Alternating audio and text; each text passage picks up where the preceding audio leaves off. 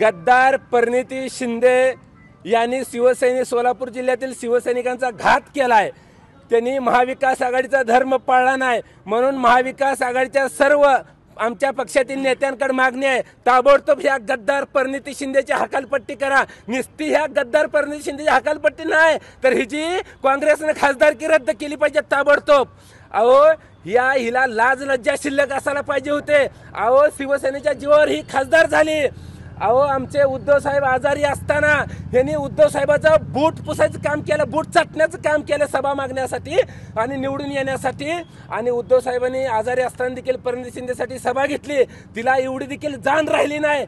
हिला अक्कलच नाही मुळात, ही बेअक्कली माणसं आहे, ती गद्दार आहे ती। कारण या परिणिती शिंदेनं भाजपकडून सुपारी घेतलेली आहे, भाजपची हात मिळवणी केलेली आहे, म्हणून तिकडं खासदारकीला भाजपनं तिला मदत केली, म्हणून इकडं तिनं सुभाष देशमुखला निवडून आणण्यासाठी आज तिनं अपक्ष उमेदवाराला पाठिंबा दिला। आणि पण आम्हाला काय फरक पडत नाही, आमचा उमेदवार तर निवडून येणार, त्यात वादच नाही। मला या माध्यमातून महाविकास आघाडीकडे मागणं आहे आणि उद्धव साहेब आपल्याला पण हात जोडून विनंती आहे, या काँग्रेसवाल्याला जवळ तवा ह्याला ठेचून काढलं पाहिजे। यांना आपण सहनशीलता घेतली, यांना वाटत असेल की आपण महागार घेतोय। तुम्हाला सांगतोय परिणिती शिंदे, तुलाच काय तुझ्या बापाला देखील आम्ही भेट नाही आणि असली भीती आम्हाला परत दावायची नाही।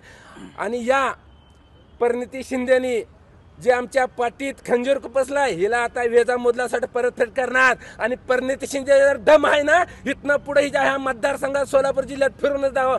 परिणिती शिंदे जिथं जिथं दिसेल तिथं तिच्या गाडी अडवून तिची फोडतड केल्याशिवाय आता आम्ही सोडणार नाही। काय नक्की या संपूर्ण या संदर्भातला अहवाल आपण वरती दिलेला आहे का? मी या संदर्भामध्ये काँग्रेसनं कसे या सोलापूर जिल्ह्याची नासाडी केली आहे सर्व सांगितलेलं आहे, वरिष्ठांच्या कानावर घातलेलं आहे। या पद्धतीनं सोलापूर जिल्ह्याचं राजकारण कसं या परिणिती शिंदे नावाच्या माणसानं कसं बाद केलेलं आहे। या आता हिला खूप काय बोललो असतं, महिला म्हणून आवर्त घेतो, पण ही लायकीची नाही, यांचं चांगलं नाव घ्यायची ही लायकीची नाही आहे, ही विश्वासघातकी आहे।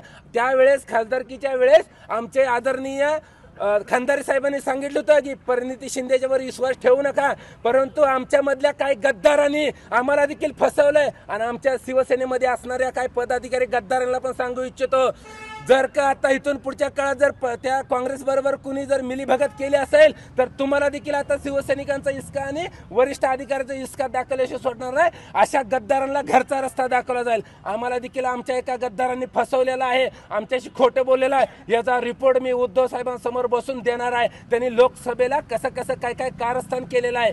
आणि म्हणून परिणिती शिंदे वाटत असेल की सगळी शिवसैनिक आणि पदाधिकारी विकले जातील, अरे शिवसैनिक विकला जाणार नाही, तुमच्यासारख्याला विकत घ्यायला बसलेला आहे। बरोबर आहे। आणि या माध्यमातून आता यांना विचार आहे, तुम्ही जिल्ह्यात कुठेही दिसा खासदारकी फक्त शिवसैनिकांच्या जीवावर मिळाली आहे, नाहीतर तुम्हाला गल्लीतल्या मंडळाचा अध्यक्ष देखील करायची अशी परिस्थिती राहिली नव्हती। काँग्रेस सोलापूर जिल्ह्यातून नव्हे तर महाराष्ट्रातून हद्दपार झालं होतं, फक्त उद्धव ठाकरे साहेब तुम्हाला आशीर्वाद मिळाला म्हणून परिणिती शिंदे तुम्ही खासदार झालात।